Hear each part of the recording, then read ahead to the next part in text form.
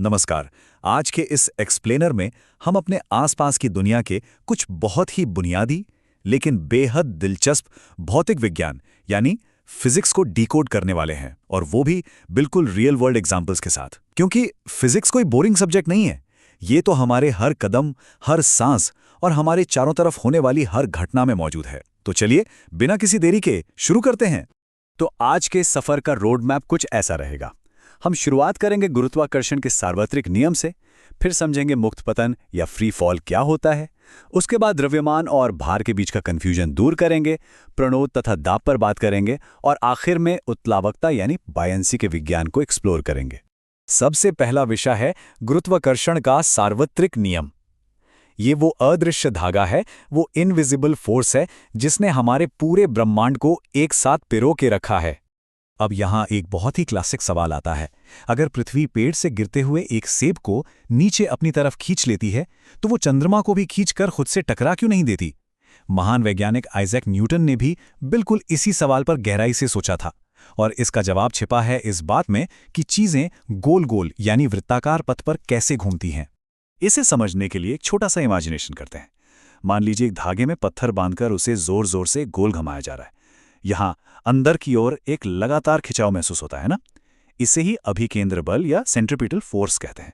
और जैसे ही वो धागा हाथ से छूटता है, पत्थर सीधा एक रेखा में उड़ जाता है। बस चंद्रमा भी बिल्कुल ऐसा ही बर्ताव करता है। वो गुरुत्वाकर्षण के कारण लगातार पृथ्वी की ओर गिर रहा है, लेकिन उसकी आगे बढ़ने की जो तेज स्पीड है वो उसे एक कंटिन्यूअस ऑर्बिट में बनाए रखती है। इसी वजह से वो कभी पृथ्वी से नहीं टकराता। तो इस पूरे कॉन्सेप्ट का सबसे अहम पॉइंट यह है कि ब्रह्मांड में मौजूद हर वो चीज जिसमें थोड़ा सा भी द्रव्यमान या मास है, वो दूसरी चीज को अपनी ओर खींच रही है। विशालकाय ग्रहों और तारों से लेकर उस छोटे से स्मार्टफोन या स्क्रीन तक जिस पर अभी ये एक्सप्लेनर चल रहा है, ये नियम यूनिवर्स में हर जगह लागू होता है। लिटरली हर चीज एक दूसरे को अट्रैक्ट कर रही है। चलिए अब आगे बढ़ते हैं अपने अगले टॉपिक की तरफ, जो है मुक्त पतन यानी फ्री फॉल। आइए देखते हैं कि ये पृथ्वी के उस नीचे खींचने वाले फोर्स के बारे में हमें और क्या-क्या नई बातें बताता है। एक बहुत ही आम सवाल जो हमारे दिमाग में आता है, क्या एक भारी पत्थर कागज की एक हल्की सी शीट के मुकाबले जमीन पर ज्यादा तेजी से गिरता है? हमारा इंस्टिंक्ट तुरंत कहेगा हाँ बिल्कुल, भारी पत्थर तेजी ही गिरेगा। लेकिन चलिए देखते हैं कि फ्री फॉल के मामले में फिजिक्स असल में क्या कहता है। असलियत यह है, और यह सच में बहुत अमेजिंग है, कि गुरुत्वाकर्षण सभी वस्तुओं को बिल्कुल समान रूप से नीचे खींचता है, चाहे उनका मास कुछ भी हो। हम जो रोजमर्रा की जिंदगी में देखते हैं वो बस हवा के प्रतिरोध यानी एयर रेजिस्टेंस का खेल है। कागज इसलिए धीमे गिरता है क्योंकि उसकी चौड़ी सतह पर हवा नीचे से ऊपर की ओर धक्का लगाती है। अगर इस हवा को पूरी तरह से हटा दिया जाए, यानी अगर हम वैक्यूम में ये एक्सपेरिमेंट करें, तो पत्थर और कागज बिल्कुल एक ही स्पीड से नीचे गिरेंगे। हवा हमें बस चकमा दे रही होती है। ऐसा कहा जाता है कि महान वैज्ञानिक गैलीलियो ने इटली में पीसा की झुकी हुई मीनार से अलग अलग भारी और हल्की चीजों को एक साथ गिराकर इसे साबित किया था। ये उस समय का एक बहुत बड़ा मिथ बस्टर एक्सपेरिमेंट था, जिसने ये साफ कर दिया कि गिरती हुई किसी भी चीज की स्पीड उसके भारी या हल्के होने पर बिल्कुल भी डिपेंड नहीं करती। जब कोई भी चीज पृथ्वी की ओर फ्री फॉल में गिरती है, तो हर गुजरते सेकंड के साथ उसकी स्पीड में ठीक 9.8 मीटर प्रति सेकंड स्क्वायर का इजाफा होता है। बस यही वो नंबर है जिसे हम गुरुत्वाकर्षण के कारण होने वाला मानक त्वरण कहते हैं, जिसे छोटे जी से दर्शाया जाता है। अब आते हैं द्रव्यमान और भार पर, यानी मास वर्सेस वेट। साइंस की दुनिया में ये शायद सबसे ज्यादा कंफ्यूज करने वाला टॉपिक है, तो चलिए इसे हमेशा के लिए क्लियर कर लेते हैं। देखिए, मास यानी द्रव्यमान का मतलब है कि किसी वस्तु में कितना मैटर भरा हुआ है, और ये पूरे ब्रह्मांड में बिल्कुल कांस्टेंट रहता है, कभी नहीं बदलता। वहीं दूसरी तरफ वेट यानी भार वो एक्चुअल फोर्स है जिससे गुरुत्वाकर्षण उस वस्तु को नीचे खींचता है।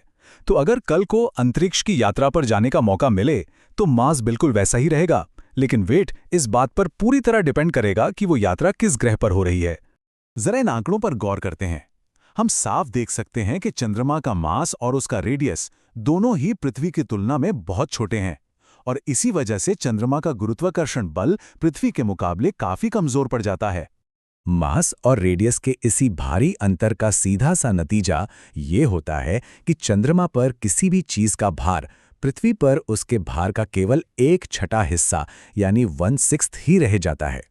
मतलब अगर पृथ्वी पर कोई 60 किलो का फोर्स महसूस कर रहा है तो चांद पर उसे अपना भार सिर्फ 10 किलो के फोर्स के बराबर लगेगा। है ना कमाल की बात। चलिए अब अपने अगले टॉपिक प्रणोद और दाब यानी थ्रस्ट और प्रेशर में गोता लगाते हैं। यहां हम समझेंगे कि जब कोई फोर्स किसी सतह पर लगता है तो असल में क्या होता है।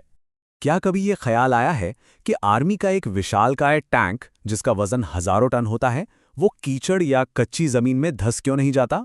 सुनने में तो बड़ा अजीब लगता है कि इतनी भारी भरकम चीज जमीन में नहीं धंस रही, लेकिन इसका सारा सीक्रेट इस बात में है कि उस भारी वजन को जमीन पर किस तरह से डिस्ट्रीब्यूट किया गया है।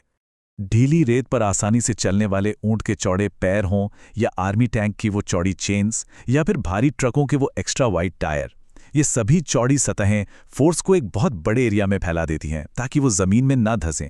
और इसके ठीक उल्टे काम करते हैं हमारे चाकू या सुई जैसे औजार। उन्हें जानबूझकर बहुत पतला और तेज बनाया जाता है ताकि सारा का सारा फोर्स एक बहुत ही छोटी सी जगह पर फोकस हो जाए और चीजें आसानी से कट जाएं। इस बात को ऐसे समझते हैं, जब रेत पर सीधे खड़े होते हैं तो शरीर का पूरा वजन सिर्फ पैरों की उस छोटी सी जगह पर आ जाता है। इससे प्रेशर बहुत बढ़ जाता है और पैर रेत में धंसने लगते हैं। लेकिन अगर उसी रेत पर लेट जाएं तो वही वजन पूरे शरीर के बड़े एरिया पर फैल जाता है। प्रेशर एकदम कम हो जाता है और शरीर रेत के ऊपर ही टिका रहता है। तो सीधा सा फॉर्मूला यह है कि प्रेशर असल में फोर्स को एरिया से डिवाइड करने पर मिलता है। एरिया जितना कम होगा प्रेशर उतना ही ज्यादा होगा। और अब हम आ गए हैं अपने आखिरी टॉपिक पर, उत्प्लावकता या बायंसी। चलिए देखते हैं कि लिक्विड्स यानी तरल पदार्थ किस तरह का फोर्स लगाते हैं। ये एक और बहुत ही शानदार सवाल है। एक इतना विशाल और भारी स्टील का जहाज समुद्र में शान से तैरता रहता है, लेकिन लोहे की एक छोटी सी कील पानी में डालते ही सीधे डूब जाती है। ऐसा क्यों? ये हमें पानी के उस फोर्स के बारे में बताता है जो चीजों को ऊपर की तरफ धकेलता है। अगर कभी किसी खाली प्लास्टिक की बोतल को पानी के अंदर जबरदस्ती डुबाने की कोशिश की होगी तो ये ऊपर की ओर लगने वाला धक्का जरूर महसूस किया होगा। यहाँ सारा खेल घनत्व यानी डेंसिटी का है। कोई भी चीज पानी में तभी तैरती है जब उसकी डेंसिटी पानी से कम हो। ऐसे में पानी का जो ऊपर की ओर धक्का है वो उस चीज के वजन को आसानी से संभाल लेता है, जैसे कि एक कॉर्क के मामले में होता है। लेकिन लोहे की कील की डेंसिटी पानी से बहुत ज्यादा होती है, तो उसका भारीपन पानी के उस ऊपर वाले धक्के को हरा देता है और वो डूब जाती है। इसे आर्किमिडीज के सिद्धांत से बहुत अच्छे से समझा जा सकता है।